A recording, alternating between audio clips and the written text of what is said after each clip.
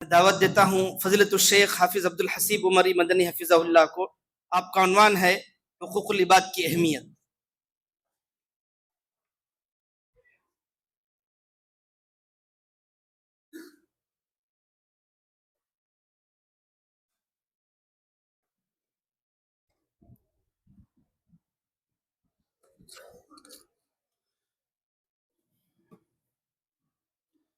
الحمد لله رب العالمين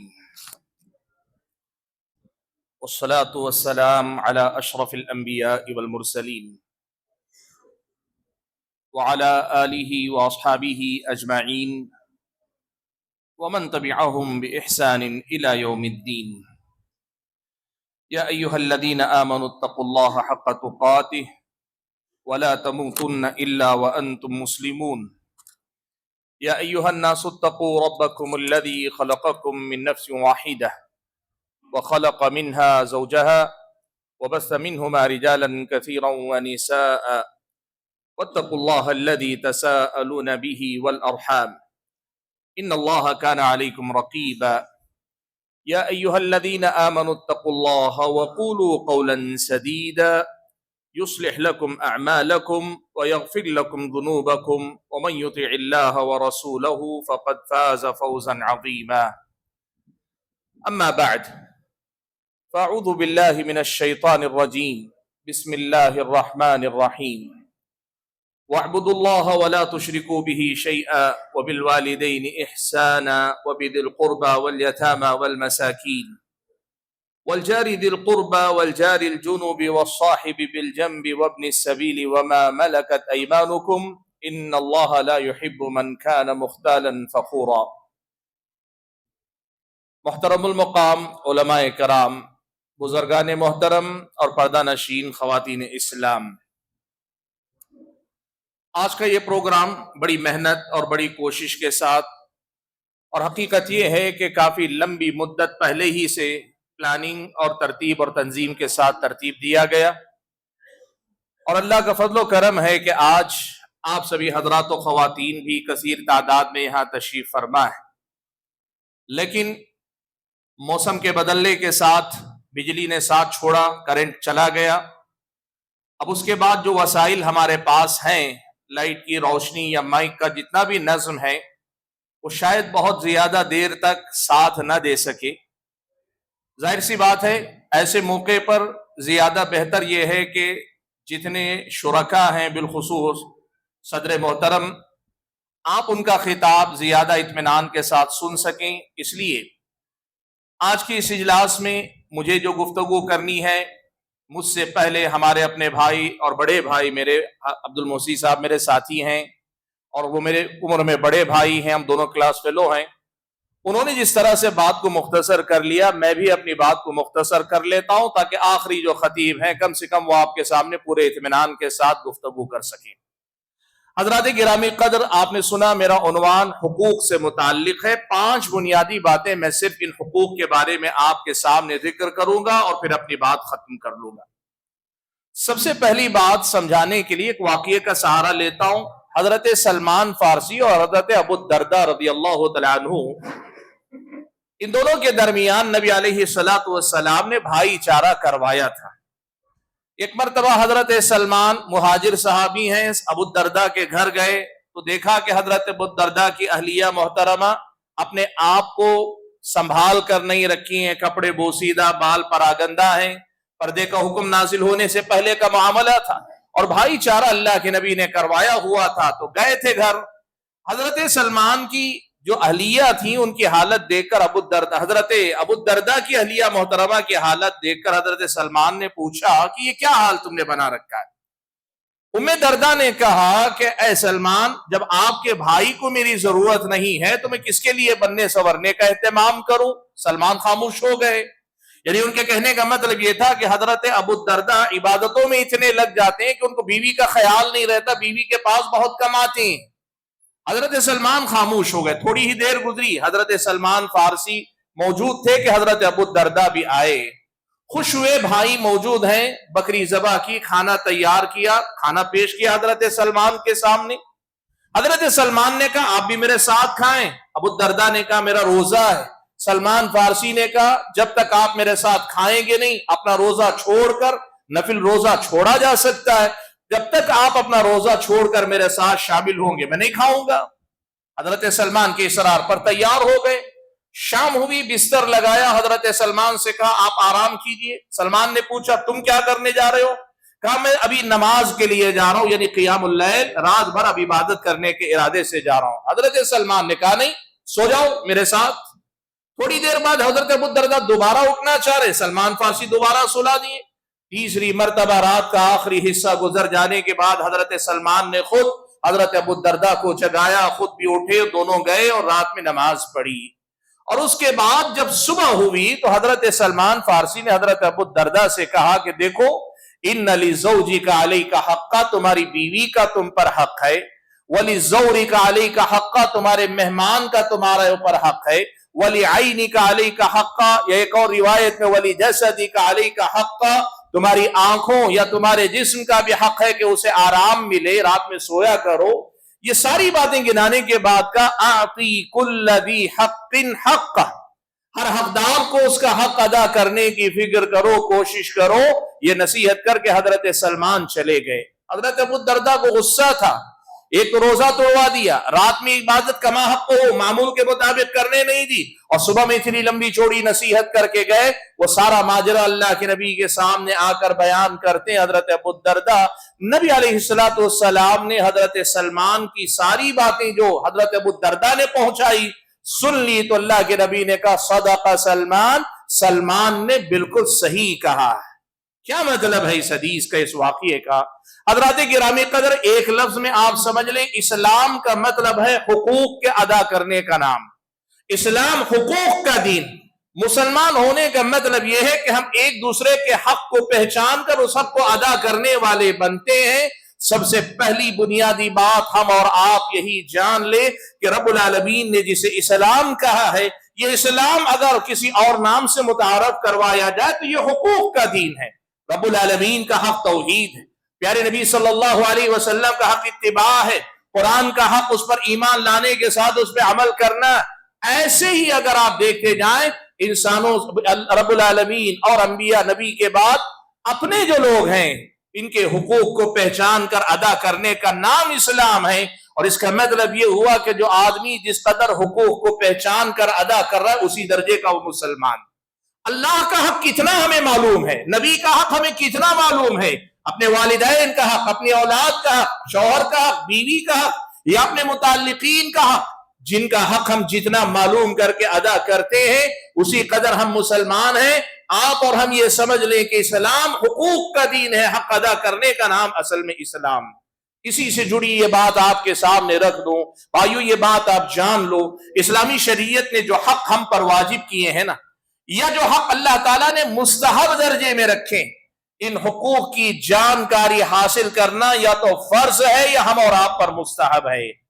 بہت آسان الفاظ میں بتا دوں، ہمارا جن سے بھی تعلق ہے ہماری زندگی میں، رب العالمین کے حقوق کو میں ایک طرف تھوڑی دیر کے لیے بات ایک طرف رکھ کر میں صرف انسانوں کی اگر بات کروں، جن سے ہمارے معاملات ہیں، کم سے کم ایک بچے کا اپنی ماں اور باپ سے رشتہ، دو کے حق، اور اگر اللہ کرے بھائی بہن ہے تو بھائی بہن کے حق، ددیالی رشتہ داروں کے حق، ننیالی رشتہ داروں کے حق، اور پھر آگے بڑھ کر شادی کرتا ہے تو بیوی کا حق، یا لڑکی کرتی ہے تو شوہر کا حق، اللہ تعالیٰ اولاد دیتا ہے تو اولاد کا حق، ان کے ساتھ پڑوسیوں کے حقوق، ان کے ساتھ جو آپ کے ملنے ملانے والے لوگ، آپ کاروبار کر رہے تو گاہک کا، آپ کا ہمارا جن سے بھی تعلق کسی بھی وجہ سے بنتا ہے، آپ یہ جان لیجئے کہ ان کا کوئی نہ کوئی حق اللہ تعالیٰ نے ہم اور آپ پہ رکھا، یا تو فرض ہوگا کہ جس کے بغیر ہم گنہگار ہوں گے، یا کم سے کم مستحب درجے کا حق ہوگا۔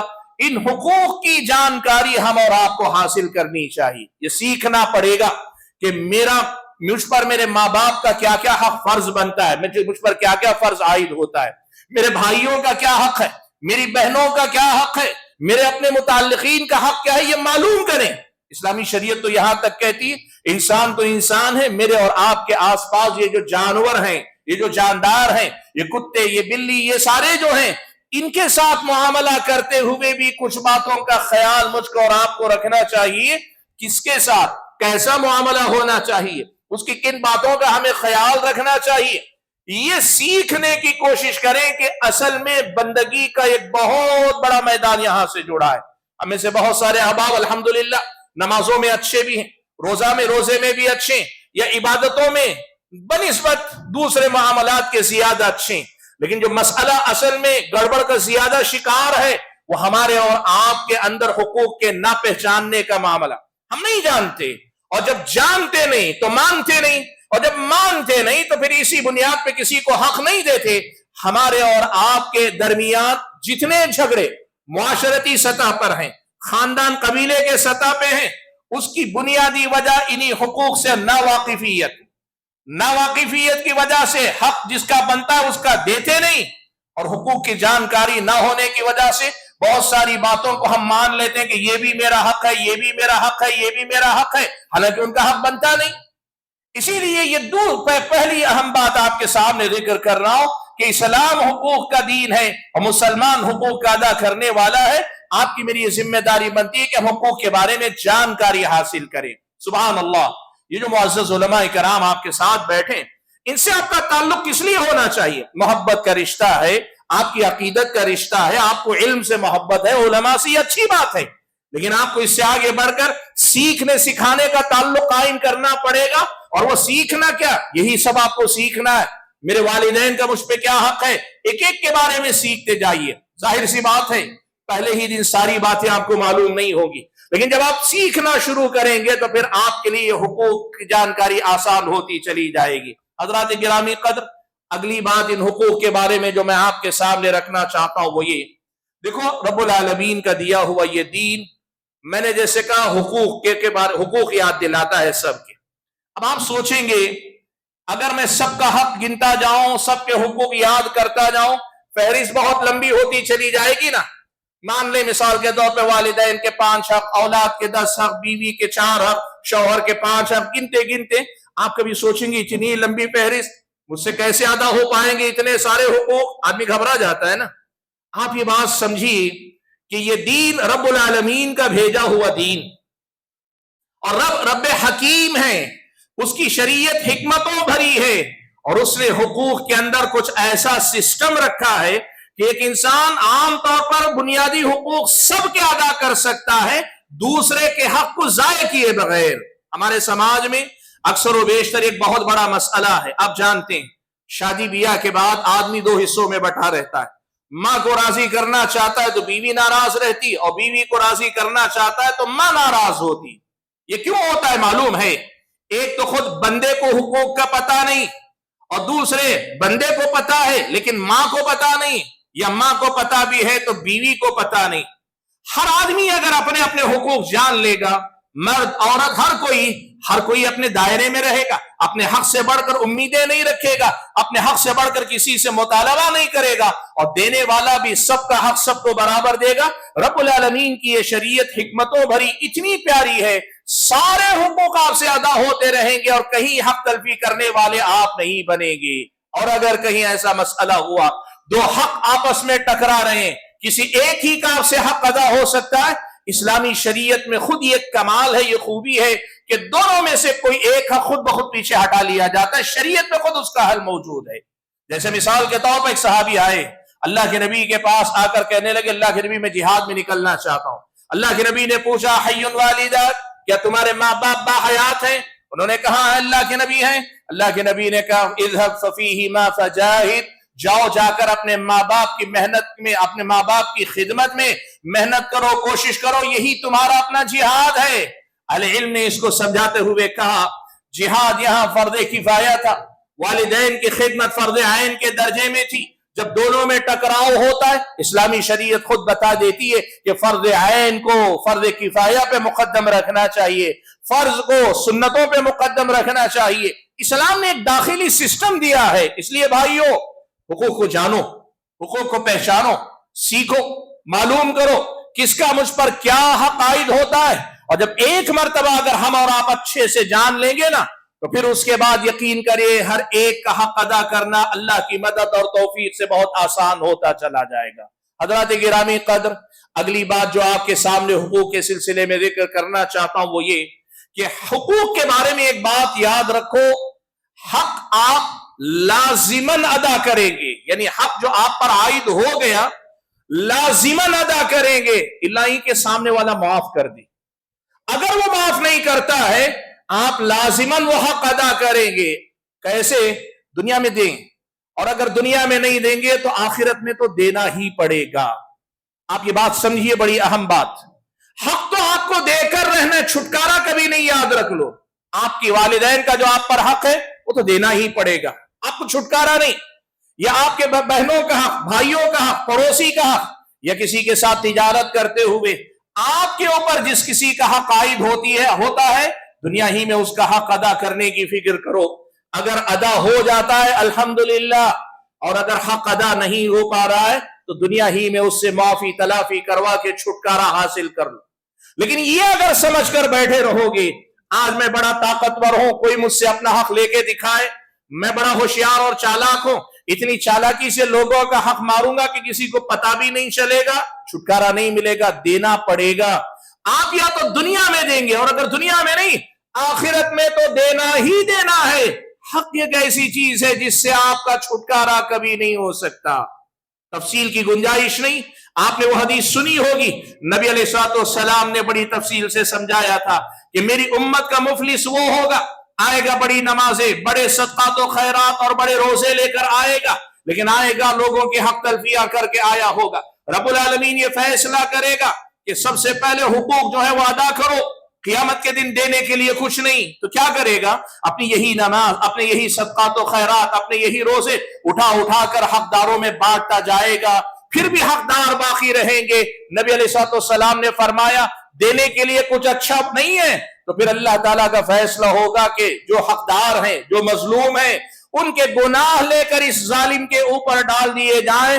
نتیجہ یہ ہوگا کہ ابتدا میں جو بہت زیادہ نمازیں، بڑے روزے، بہت صدقات و خیرات لے کر آیا تھا، انجام یہ ہوگا کہ اپنی ساری نیکیاں گوا کر دوسروں کے گناہ بھی اپنے گناہوں کے ساتھ لے کر جہنم رسید ہو جائے گا۔ رب العالمین حق دلا کر رہے گا اللہ کے بندو، چھٹکارا نہیں ہے۔ یا تو دنیا میں دو، اور اگر دنیا میں نہیں دیتے تو آخرت میں تو دینا ہی دینا ہے۔ اور ظاہر سی بات ہے جب یہ حقیقت ہے تو پھر ایک عقل مند کے طور پہ آپ اور میں اتنی بات تو اچھی طرح سے سمجھ ہی سکتے ہیں کہ دنیا میں دے کر بہرحال چھٹکارا پا لینا اچھا ہے۔ کیوں آدمی آخرت تک جائے؟ وہاں ایک ایک نیکی ساری دنیا سے زیادہ قیمتی، جبکہ دنیا بھی ہمارے پاس نہیں، لیکن دنیا بھی ہمارے پاس ہو اور وہ دے کر بھی ہم اگر نیکی خریدنا چاہیں ایک نیکی نہیں مل سکتی، تو ایسی جگہ جا کے اپنی نیکیاں لٹانے سے، دوسروں کے گناہ اپنے سر لینے سے بہتر ہے دنیا میں جو بن پڑا، جیسے بن پڑا، حقدار کو اس کا حق دینے کی فکر کرو۔ یاد رکھو حق دینا ہی پڑے گا، چاہے دنیا میں یا آخرت میں۔ اور حضرات گرامی قدر، آخری بات جو آپ کے سامنے میں ذکر کروں گا وہ یہ کہ بھائیو، اللہ نہ کرے اگر آج تک ہم اور آپ سے حق تلفی ہو چکی ہے تو مرنے سے پہلے، دنیا سے جانے سے پہلے حقوق کے وزن سے اپنی گردن کو ہلکا پھلکا کر لو، اپنے آپ کو حقوق کا جو وزن ہے اس سے آزاد کر لو، جتنا جلد ممکن ہے آزاد کر لو۔ کیسے ہو پائے گا؟ دیکھو بہت آسان، آپ نے جس کا حق لیا ہے، اگر وہ حق مال کی شکل میں، زمین کی شکل میں، جائیداد کی شکل میں، دکان مکان کی شکل میں، پیسے کی شکل میں، زیورات کسی بھی شکل میں ہے، آپ جاؤ جا کے جس کا حق ہے سامنے لوٹا دو۔ کوئی لمبی چوڑی وجہ بتانے کی ضرورت نہیں، بھائی یہ تمہارا ہے، تم رکھ لو، پرواہ مت کرو دنیا والے کیا کہیں گے۔ اور اگر وہ آدمی انتقال کر گیا ہے جس کے پاس سے آپ نے لے لیا تھا حق، تو پھر آپ ایک کام کرو، لے جا کر یہ حق اس آدمی کی اولاد کے حوالے کر دو، کہو کہ یہ تمہارے والد کا تھا، میں نے نہیں دیا تھا، واپس لوٹا رہا ہوں، یہ لے لو، جا کے واپس دے دیں۔ اور اگر تیسری صورت یہ ہے وہ بھی نہیں ہے، اس کی اولاد کا بھی پتہ نہیں چل رہا ہے اور ہم کیسے لوٹائیں کہیں نظر نہیں آ رہا ہے، تب بھی بہتر شکل یہ ہے کہ آپ اسے اللہ تعالیٰ کی راہ میں اس نیت سے صدقہ کر دیں کہ اللہ تعالیٰ اگر وہ آدمی کہیں ہے اس کا ثواب اسے پہنچا دے۔ یا اگر کوئی بہت بڑی جائیداد ہے، حساب کتاب الگ رکھ کر اس کی پرورش کرو تاکہ جب کبھی کوئی اس کا وارث آپ کو ملے یا وہ خود کبھی نظر آئے اس کا حق اسے لوٹا سکو، اپنے آپ کو اس سے بری کر لو۔ اور اگر حق تلفی آپ نے اور ہم نے کوئی مانوی حق تلفی کی، مانوی کا مطلب کیا ہوتا ہے؟ गाली दे दी, तकलीफ दे दी, बुरा भला कह दिया, गीबत कह दी, गीबत कर ली, इल्जाम लगा दिया, उसके बारे में लोगों में बदनामी हमने फैला दी, कुछ भी हमने किया है, भाइयों बहुत आसान तरीका है, जाओ उस आदमी के पास। या फिर आपने किसी का हक नहीं दिया और आज देने के लिए नहीं, वापस लौटाने के लिए रुपया पैसा नहीं, जाओ उसके पास बैठो और उसके सामने कहो अल्लाह ताला की खातिर तू मुझे माफ कर दे, अल्लाह की खातिर तू मुझे माफ कर दे। नबी अलैहिस्सलाम ने बात इरशाद फरमाई का कि जिस किसी आदमी की अपने भाई के पास कोई मजलूमियत की बात हो, यानी किसी पे जुल्म करके तुमने अपने ऊपर कोई जिम्मा लिया है, क़यामत का वो दिन आने से पहले जिस दिन दीनार और दिरहम नहीं होंगे, आदमी को चाहिए कि वो अपने आप को आजाद कर ले, आप और हम अपने आप को आजाद कर ले। इससे क्या होगा? कुछ नहीं होगा। दुनिया में हम बड़े अजीब अजीब किस्म की बुनियादों पे, बड़े अजीब अजीब किस्म के तसव्वुरात के कैदी, हमारे जहन बहुत अजीब अजीब किस्म की बातें। आदमी समझता है मैं किसी के पास जाके माफी मांगूंगा मैं छोटा हो जाऊंगा, मैं किसी के पास जाऊंगा समाज में मेरी इज्जत घट जाएगी, मैं किसी से माफी मांग लूंगा तो मेरा कद छोटा हो जाएगा। नहीं अल्लाह के बंदो, माफी मांगने के लिए बड़ा जिगर चाहिए, माफी मांगने वाला आदमी बड़ा बहादुर होता है, माफी मांगने वाला कमजोर नहीं होता, बड़ी ताकत चाहिए माफी मांगने के लिए। और ये बात याद रखो कि माफी मांगने वाला इंसान अल्लाह ताला के पास बड़ा मुअज़्ज़ज़ मुकर्रम होता है। सिर्फ एक वाकया सुना दो और बात सब खत्म कर लो। अल्लाह के नबी सल्लल्लाहु अलैहि वसल्लम का उसवा देखो, जंग उहद का मौका है, अल्लाह के नबी सल्लल्लाहु अलैहि वसल्लम सफ़े दुरुस्त कर रहे हैं। हजरत एक सहाबी हजरत सवाद इब्न गज़िया रज़ियल्लाहु तआला अन्हु जरा सबसे सामने निकले हुए, अल्लाह के नबी ने गुजरते गुजर से अपने हाथ में जो लकड़ी थी, छड़ी थी, उनके सीने पे रखा और जरा पीछे से ढकेला, कहा इस्तवी या सवाद, ऐ सवाद सब पे सीधे खड़े हो जाओ। सवाद इब्न गज़िया रज़ियल्लाहु तआला अन्हु के दिमाग में कुछ बात आई, उन्होंने फौरन अल्लाह के नबी से कहा लक़द आज़ैतनी या रसूल अल्लाह, ऐ अल्लाह के नबी आपने मुझे तकलीफ दे दी। सुभान अल्लाह। भाइयों एक मसला आप सोचो, हम और आप होते तो वहां क्या करते? पहले इस पे बहस करते, क्या तकलीफ दी मैंने, हम इस पे बहस करते ना, मैंने पहले ये ऐलान किया सब ठीक कर लो, मैंने क्या किया, सिर्फ सब में पीछे ढकेला है और कोई मारा थोड़ी है, लकड़ी से थोड़ा पीछे ढकेला, इसमें तकलीफ की क्या बात? अल्लाह के नबी ने कोई मुनाकशा नहीं किया, कोई सवाल नहीं। अल्लाह के नबी सल्लल्लाहु अलैहि वसल्लम ने पूछा क्या चाहते हो सवाद? हजरत सवाद इब्न गज़िया ने कहा अक़िदनी या रसूल अल्लाह, ऐ अल्लाह के नबी मुझे बदला लेने का मौका दें। हजरत सवाद इब्न गज़िया के सामने अल्लाह के नबी ने अपने आप को पेश कर दिया। सवाद इब्न गज़िया ने कहा अल्लाह के नबी, इब्न हिशाम ने लिखी है पूरी तफसीली रिवायत, कहा अल्लाह के नबी जब आपने मेरे सीने पे लकड़ी रखे के पीछे ढकेला था, आपका मेरा सीना खुला हुआ था, आप तो चादर लपेटे हुए। अल्लाह के नबी ने अपनी चादर हटा दी, उतार दी, सवाद इब्न गज़िया अल्लाह के नबी से लिपट गए। कहा अल्लाह के नबी असल में बदला लेने का कोई ख्याल नहीं था, मसला बस ये था कि अभी जंग का मैदान है, हो सकता है मैं इसी में चला जाऊं। दिल में ख्याल यह आया कि दुनिया से जाने से पहले कम से कम एक मर्तबा आपसे गले लगकर आपके जिस्म से मिलकर मैं चला जाऊं, इसलिए मैंने ये सारा काम किया। सुभान अल्लाह। हजरत गिरामी कदर हजरत सवाद की मोहब्बत अपनी जगह, लेकिन इस वाकये में अल्लाह के नबी ने जो अमली नमूना पेश फरमाया वो क्या? नबी है, सरदार है और मामला कौम के अपने मामलात में से, लेकिन जब ये शिकायत हुई कि आपने मुझ पर जुल्म किया है, अल्लाह के नबी ने अपने आप को पेश कर दिया कि बदला ले लो।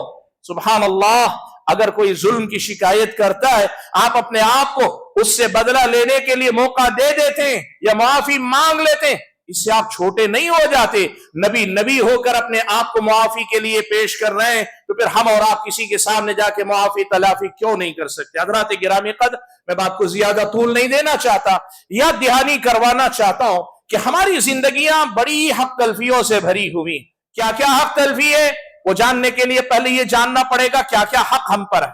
सिर्फ पैसे का मामला नहीं है, आप और हम अगर हुकूक को पहचानेंगे तो ये भी पता चलेगा कि हक तलफी हमसे क्या क्या हो रही है। और यकीन मानिए अगर हम अपनी हक तलफियों की इस्लाह कर लेंगे, रिश्तों में मोहब्बत आ जाएगी, ताल्लुकात में मजबूती आएगी, समाज और मुआशरा बड़ा मजबूत होगा, इस पूरे समाज के अंदर अमन सुकून आएगा, झगड़े खत्म हो जाएंगे, लड़ाइयां कम हो जाएंगी, नाराजगियों के असबाब घटते चले जाएंगे और एक ऐसा माहौल बनेगा جہاں اٹھتے بیٹھتے چلتے پھرتے آدمی دباؤ میں نہیں، ٹینشن میں نہیں، سکون اور اطمینان میں رہے گا. اور سب سے بڑھ کر یہ کہ رب العالمین کے حضور جب پہنچے گا، رب العالمین کے سامنے پہنچے گا، اس کی پیٹھ ہلکی پھلکی، کسی کا بوجھ اٹھا کے نہیں لے جا رہا ہے، بالکل رب العالمین کے سامنے پہنچ رہا ہے. اور یقین مانیے جو بندہ پوری کوشش کر کے ایسے اللہ کے پاس جائے، رب العالمین بھی ایسے بندے پہ بڑا رحم اور کرم فرماتا ہے. دعا ہے رب العالمین سے کہ اللہ تعالیٰ مجھ پر اور آپ سبھی حضرات اور خواتین پر ایسے ہی رحم و کرم فرمائے، اور ہم سب کو اللہ تبارک و تعالیٰ حقوق کی ادائیگی کی فکر کرنے کی توفیق عطا فرمائے. آمین. وآخر دعوانا ان الحمد للہ رب العالمین.